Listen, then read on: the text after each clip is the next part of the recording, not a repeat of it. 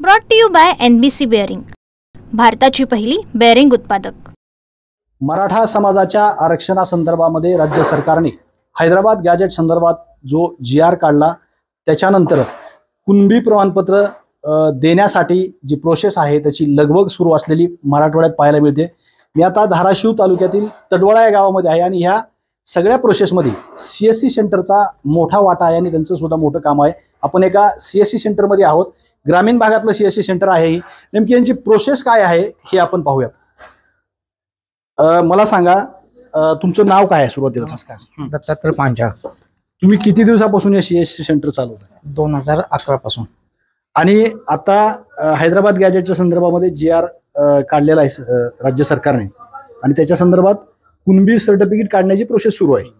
तर तुम्ही किती कुणबी सर्टिफिकेट काढलेत आणि कशा पद्धतीने काढलेत ही माहिती द्या। आता नवीन गॅजेटच्या नुसार तर एकही नाही दाखल केलेला आणखीन, कारण का त्याच्या सूचना पण आलेल्या नाहीत की नवीन गॅजेटनुसार।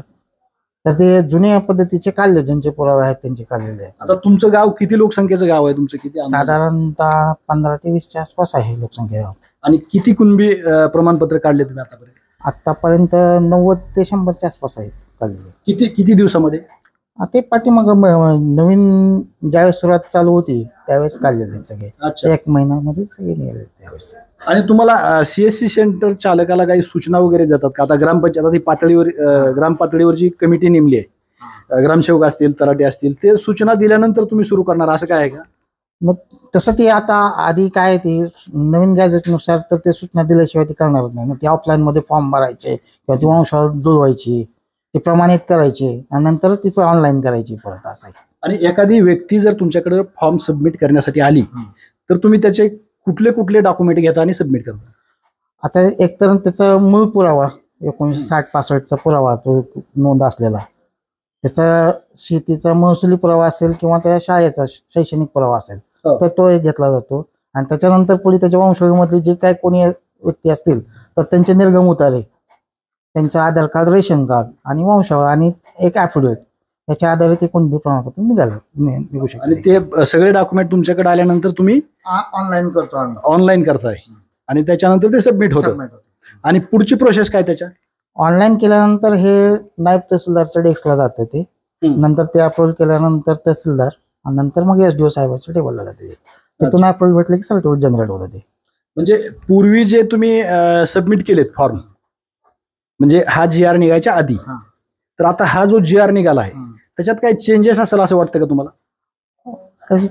तेवढा काय त्याचा अभ्यास केला नाही, म्हणजे माझा प्रश्न लक्षात घ्या, म्हणजे की तुम्ही म्हणताय की त्यांनी सूचना दिल्यानंतर आम्ही भरतोय, म्हणून मी तुम्हाला विचारलं, बाकी विषय काय नाही। त्यांनी जो एक फॉर्मॅट तयार केलेला आहे, त्या फॉर्मॅट मध्ये आता ती ग्राम लेवलला त्याची म्हणजे तपासणी करणार त्या व्यक्तीची, म्हणजे आणि ती अप्रूव्हल देणार, म्हणजे खरेच हे कुणबी आहेत की मराठा आहेत असं। मग अप्रूव्हल देणार म्हणजे ती समिती जडित झाली, मग तिथून ते त्यांचं अप्रूव्हल आले की तिथून ऑनलाईन करायचं परत ते असे। आणि त्याच्यानंतर ते पुढे प्रोसेस होणार। म्हणजे अशा पद्धतीने ही सगळी आता नवीन GRच्या नुसार ते होईल।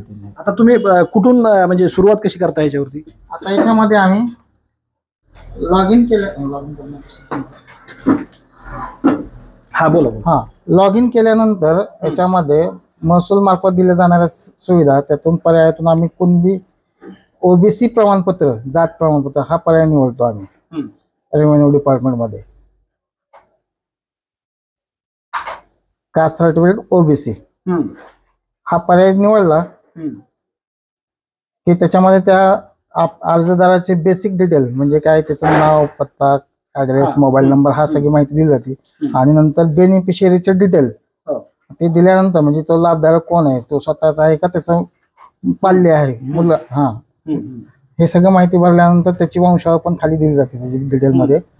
आणि कास्ट, कुणबी कास्ट म्हणून आहे त्यांची, कुणबी 83 नंबरची कास्ट, तर हा पर्याय याच्यामध्ये निवडतो आम्ही।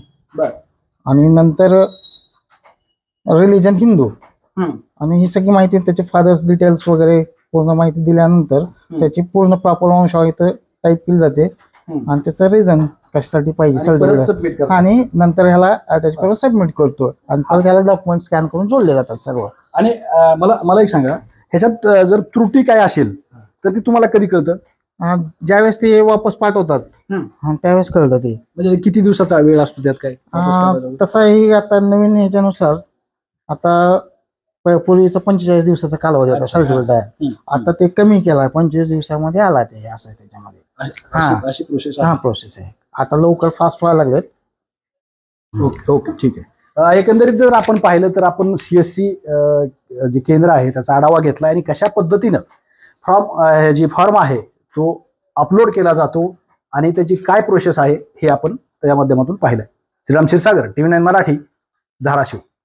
Brought to you by NBC bearing, भारताची पहिली बेअरिंग उत्पादक.